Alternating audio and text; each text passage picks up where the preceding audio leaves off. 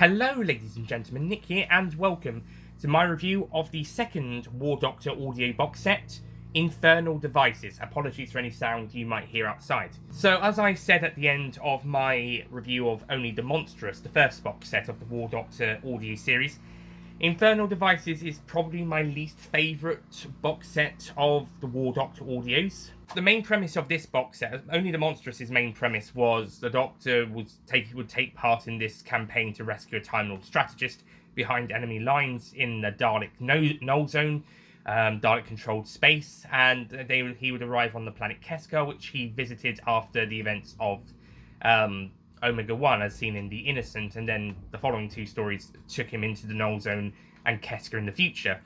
So the second box set's main story it's not really as much of a three-part story as the first or even third box set, to be honest. But it does have some sort of tie-in to each story does tie into each other.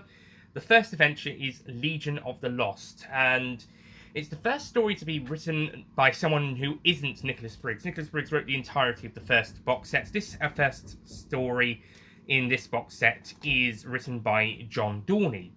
And Legion of the Lost, the main plot of this story sees the War Doctor deactivating this weapon that both the Daleks and the Time Lords want because it's a very dangerous weapon, and he's joined by a Time Lord soldier called Collis, played by Zoe Trapper, who unfortunately dies, and the Doctor is also caught in the blast, but he doesn't die, but a Time Lord body corpse ship does pick them both up and brings them to this planet where they meet these beings that use magic as part of their technology and are led by a character called Shadowvar, played by David Warner, who is always a delight to hear in audio. So they bring Time Lord dead bodies to Shadowvar and his people to have these demon creatures put inside the Time Lord's dead bodies, but they sacrifice another race in order to do so that those souls would die and Time Lord souls would be brought back to life. And it's apparently a race of people the Doctor thought had been wiped out by the Daleks. Not just wiped out, but erased from existence by the Daleks. Think of the crack in time erasing Rory or the soldiers from the Flesh and Stone from existence. And that's basically what we get here, but the Daleks are using some sort of weapon to do that, or are able to do that with their blasters. It's a time where anything is possible. Collis is one of the Time Lords who is brought back with a demon, and she joins with the Doctor as they investigate what's going on. And the War Doctor decides he doesn't like what's going on because it's killing innocent people. However, when he tries to stop it, he kind of causes a bit of a mess, which causes him to get into trouble with Shadowvar, who wants him dead now. And the Doctor and Collis have to try and escape Shadowvar. And yeah, it kind of becomes a bit of a mess, to be honest. In all honesty, whilst I do like Legion of the Lost, I think it's probably the weakest War Doctor story, possibly, or at least one of the weakest ones. And yeah, I'm just not as invested in this story as some of the other ones come about halfway through. The first 10 minutes are great, and some of the stuff in the first half is pretty interesting, but once the Doctor causes a bit of trouble on Shadowvar's world, it just starts to not be as interesting, and it's not something and it's not really a story that I gel with as well. I'm not saying it's bad, but it's probably my least favourite of the War Doctor stories so far, I think, or one of them at the very least, and it's probably the weakest season opener of a War Doctor story. There's some good stuff in there, of course, and there's some fun Time Lord characters as well who also appear in the next story. But overall, Legion of Lost, I'm not as much of a fan of this story as some of the others. However, before I talk about A Thing of Guile, I have to mention what is probably the worst thing about this box set and the War Doctor series going forward from the end of Legion of the Lost, this might be the thing that solidifies this story as my least favourite of the War Doctor stories, alongside the reasons I already mentioned. But I think what happens at the end of that story and going into the second story, and keeping that going forward a little in the future stories, I think was a major misstep and should not have happened. But because the Doctor stopped that weapon at the start of the first story of this box set, he's now apparently a war criminal.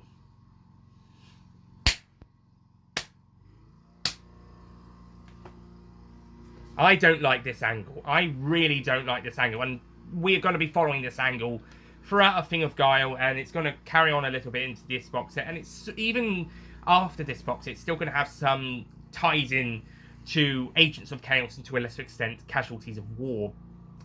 And I don't like this idea. Not only is it a terrible idea to make the Doctor a war criminal, but the reasons in universe, the story, the reason they give are not good. Because the Doctor deactivated this weapon, the Time Lords decide, and we're going to make him a war criminal now because we aren't happy that he stopped us from getting that weapon.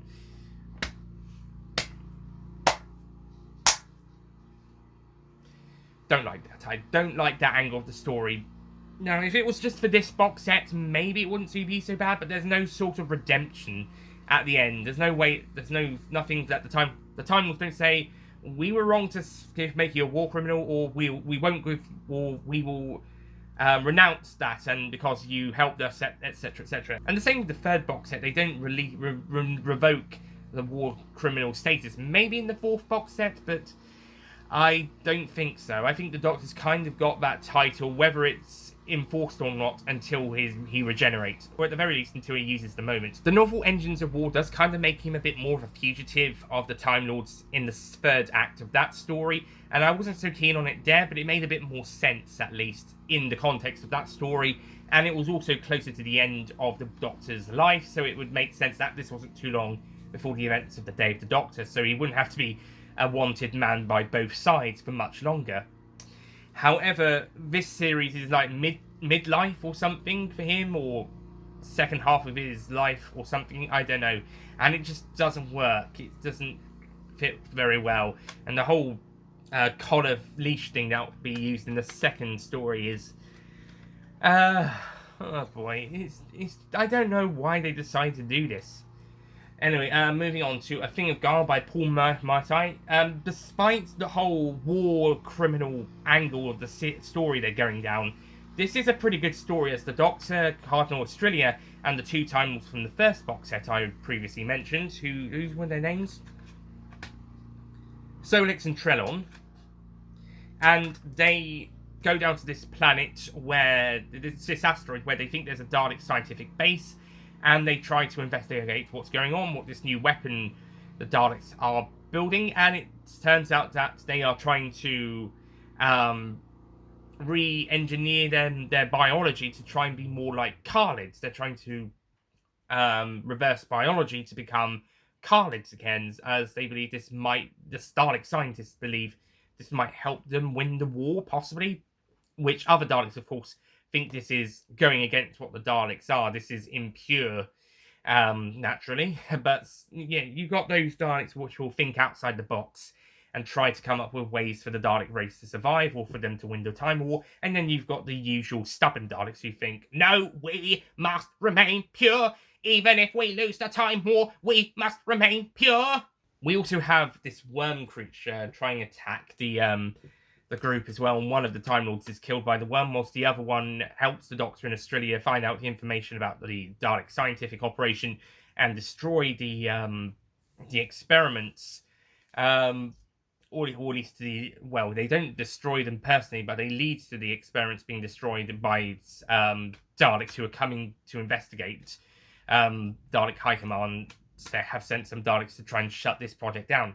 Whilst this all is happening, and some other Time Lords, including a guy who's clearly a fan of the Doctor, and they're trying to distract the Daleks who are defending the scientists on this asteroid and try to take them on a wild goose chase for a bit so the Doctor and team can accompany their mission. A Thing of Guile is a good story. If you take out the war criminal stuff and the stupid collar thing, it'd probably be one of the best ones of the War Doctor series. But as it is, it's a good story. It's a very good story, but it could have been even better if they took out the series arc of the Doctor being a war criminal. It's just such a stupid arc. We then move into the third and final story, The Neverwhen by Matt Fitton, which is my personal favourite story due to some really great ideas that they play around. We've just come off the end of A Thing of Guile. The Doctor has been able to sort out, fixes his collar, but Australia anticipated that, so she sends the Doctor to this place where this battle's going on, and apparently this was what she wanted him to do in the first place before the whole war criminal stuff came along, and then later using him to infiltrate this Dalek base. But Cardinal Australia's plan all along was to get the Doctor to go to the Neverwhen, which is also the title of this story, and to try and sort out the events going on here. As it turns out that both Time Lords and Daleks alike are fighting each other, and the Doctor's trying to... the Doctor thinks he's with Time Lords, but it turns out there's some sort of... Because of the Neverwhen is a zone where time keeps resetting. People die, but then they're brought back to life just to fight all over again. It goes in cycles and stuff.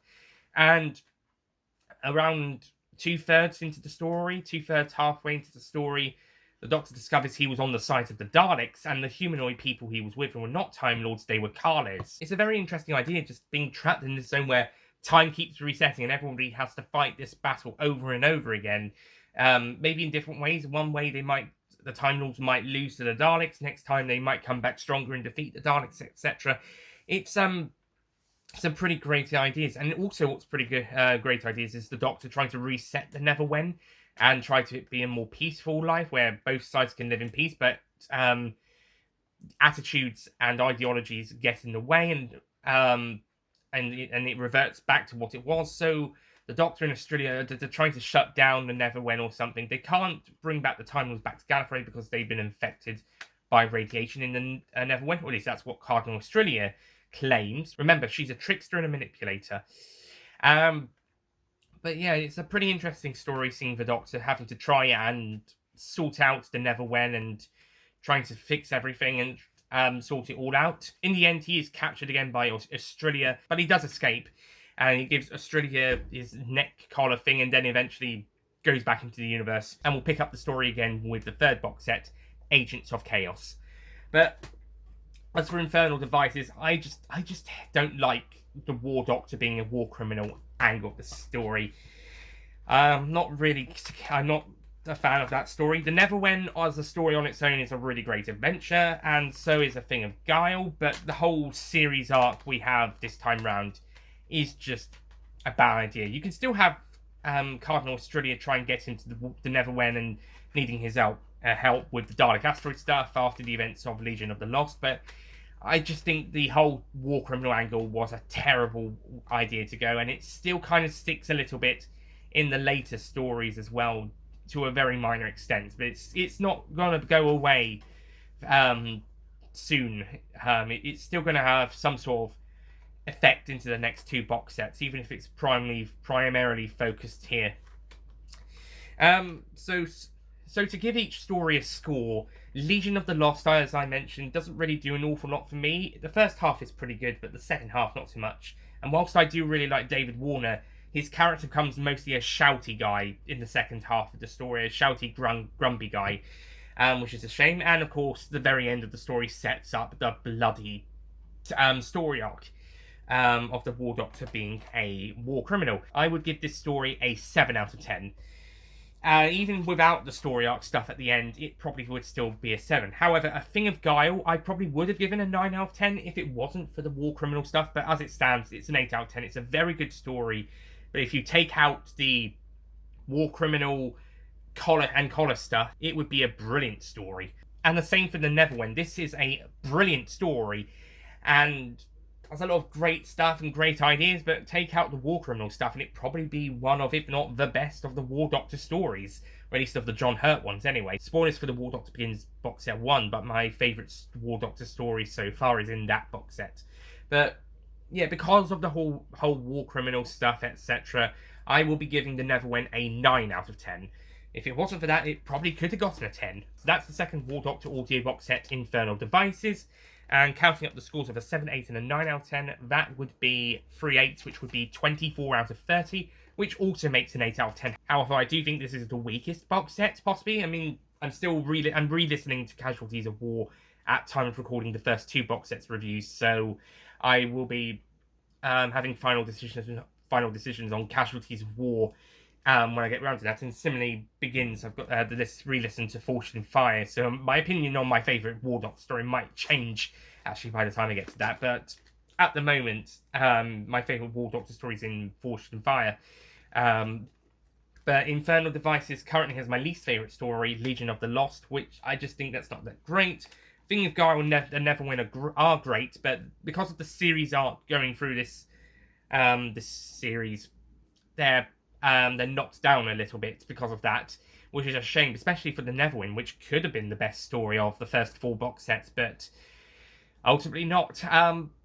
And I just don't like the whole war criminal angle. It does sort of tie in a little bit into Agents of Chaos, but thankfully they were able to move away from that quite significantly and move into much better territory, at least for this, to begin with anyway, as we'll be taking a look at what might be my favourite of the first 4 War Doctor box sets, Agents of Chaos, next time. And until then, thank you so much for watching, and I'll see you guys next time. Goodbye.